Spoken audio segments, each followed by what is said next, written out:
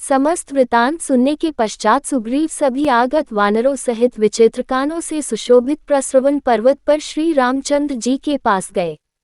करबद्ध हनुमान ने रामचंद्र जी को सीता जी का समाचार देते हुए विनयपूर्वक कहा, प्रभु, रावण ने जानकी जी को क्रूर राक्षसियों के पहरे में रख छोड़ा है, जो उन्हें नित्य नई नई विधियों से त्रास देती हैं और उनका अपमान करती हैं। ये सब कुछ मैंने स्वयं देखा है। वे केवल आपके दर्शनों की आशा पर ही जीवित रहकर ये दुख और अपमान सहन कर रही हैं। उधर रावण निरंतर उनके पीछे पड़ा हुआ है।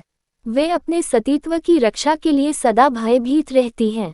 इतना कहकर हनुमान ने सीता के द्वारा दी गई दिव्य चूड़ामणि श्री रामचंद्र जी को देते हुए कहा, नाथ, मैंने उन्हें आपका संदेश सुनाकर आपकी मुद्रिका दे दी थी। उन्होंने यह अपनी निशानी आपको देने के लिए दी है। सीता का संदेश पाकर श्री राम अत्यंत प्रसन्न हुए और उन्होंने उठकर पवनसुत को अपने हृदय से लगा लिया। वे बोले, हे अंजनी कुमार, सीता का संदेश मुझे विस्तार पूर्वक सुनाओ। उसे सुनने के लिए मेरा हृदय व्याकुल हो रहा है। राम का आदेश पाकर हनुमान कहने लगे, हे राघव, वे दिन रात आपका ही स्मरण करती रहती हैं। उनके नेत्रों के समक्ष केवल आपकी छवि रहती है। उन्होंने संदेश भेजा है कि रावण ने मुझे 2 मास की अवधि दी है। इस अवधि में आप मुझे उसके हाथों से अवश्य मुक्त करा लें। यदि इन 2 मासों में आप मुझे मुक्त न करा सके तो मैं अपने प्राण त्याग दूंगी।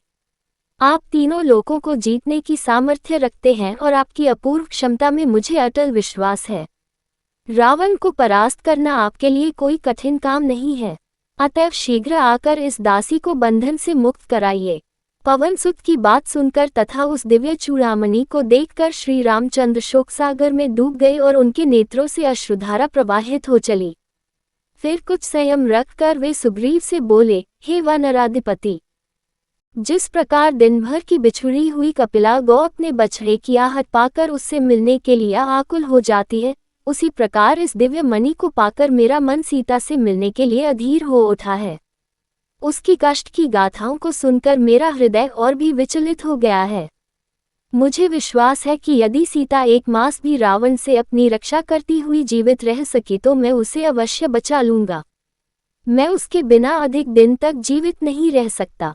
तुम मुझे शीघ्र लंका ले चलने की व्यवस्था करो। अपनी सेना को तत्काल तैयार होने की आज्ञा दो। अब मेरे बाण रावण के प्राण लेने के लिए तर्कस में अकुला रहे हैं। अब वह दिन दूर नहीं है जब जानकी और सारा संसार रावण को सपरिवार मेरे बाणों के रथ पर बैठकर यमलोक को जाता देखेंगे। वाल्मीकि रामायण सुंदरकांड समाप्त।